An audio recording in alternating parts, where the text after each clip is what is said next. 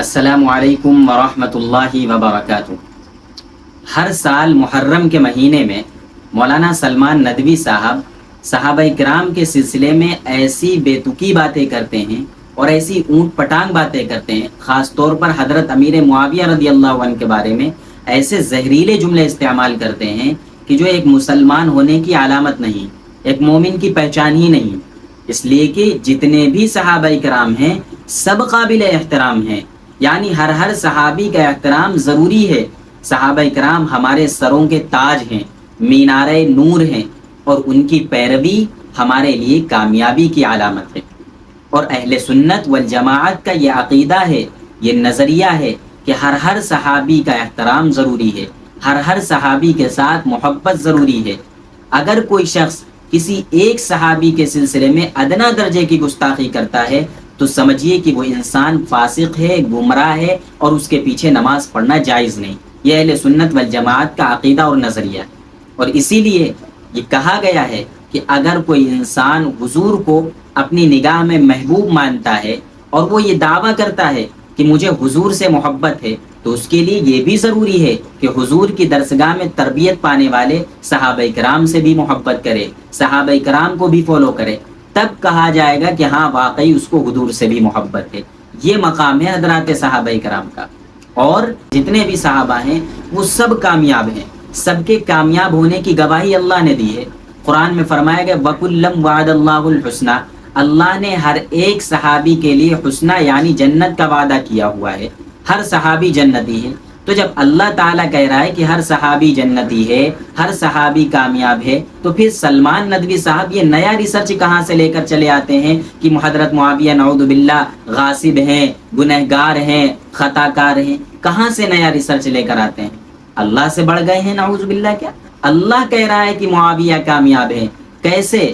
حضرت معاویہ کاتب وحی ہیں، اور کاتب وحی کی تو فضیلت بیان کی گئی ہے قرآن میں، کرام بررہ، کہ نیک لوگ ہیں، معزز لوگ ہیں۔ کاتب وحی میں معاویہ بھی شامل ہیں، کامیابی میں معاویہ بھی شامل ہیں، جنتی ہونے میں حضرت معاویہ بھی شامل ہیں۔ اور حضرت معاویہ کا مقام تو صحابہ میں اور بھی زیادہ بڑا ہوا تھا۔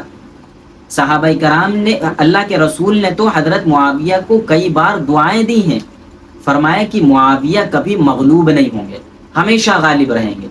ایک مرتبہ فرمایا اللہ کے رسول نے کہ اے اللہ معاویہ کے سینے کو علم سے بھر دیجئے، اور ایک مرتبہ فرمایا اللہم اجعلہ ہادیا مہدیا واہدی بہ، اے اللہ معاویہ کو ہادی بنا، مہدی ہدایت یافتہ بنائیے، اور ان کے ذریعے سے انسانیت کو ہدایت کا راستہ دکھائیے۔ تو بتائیے حضور صلی اللہ علیہ وسلم جس صحابی کو دعا دے رہے ہوں وہ صحابی کامیاب نہیں ہوگا تو اور کون کامیاب ہوگا؟ وہ صحابی اعلیٰ پائدان پر نہیں ہوں گے تو اور کون ہوگا؟ کیا حضور کی دعا صحابی کے سلسلے میں قبول نہیں ہوگی؟ اس لیے یاد رکھیے صحابہ کرام وہ عظیم ہستیاں ہیں کہ جن کے بارے میں زبان درازی کرنا، جن کے بارے میں نیگیٹو سوچنا، نیگیٹو سمجھنا، نیگیٹو سننا، یہ ہمارے ایمان کو خطرے میں ڈال سکتا ہے، اس سے ہمارا ایمان محفوظ نہیں رہ سکتا۔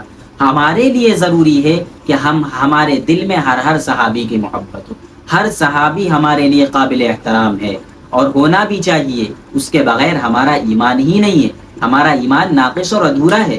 مولانا سلمان ندوی صاحب ہر سال محرم کے مہینے میں یہ نیا فتنہ، نیا شوشہ چھوڑ دیتے ہیں، اپنی جھوٹی تحقیقات کی روشنی میں حضرت معاویہ رضی اللہ عنہ کی شان میں گستاخیاں کرتے ہیں، زہریلے جملے استعمال کرتے ہیں۔ اور اسی لیے دارالعلوم دیوبند کا فتویٰ بھی آ گیا ہے مولانا سلمان ندوی پر، وہ فتویٰ آپ اسکرین پر دیکھیے، میں لگا رہا ہوں کہ سلمان ندوی صاحب یہ فاسق ہیں، گمراہ ہیں، اہل سنت والجماعت سے خارج ہیں، اور ان کو ان کے مدرسے میں اپنے بچوں کو پڑھانا یا ان کی نگرانی میں جو مدرسے چل رہے ہیں، مکاتب چل رہے ہیں، ان میں اپنے بچوں کو پڑھانا جائز نہیں ہے، اور ان کے پیچھے نماز پڑھنا یہ بھی مکروہ ہے تحریمی۔ یہ دارالعلوم دیوبند کا فتویٰ ہے، اس لیے ایسے شخص کو تو جلد ہی توبہ کرنی چاہیے اور ہوش کے ناخن لینی چاہیے۔ یہ کچھ باتیں تھیں جو میں نے آپ لوگوں کے سامنے عرض کی ہیں، رکھی ہیں، ان کو سمجھیے گا اور دوسروں تک ضرور شیئر کیجیے گا، چینل کو سبسکرائب کر لیجیے گا۔ السلام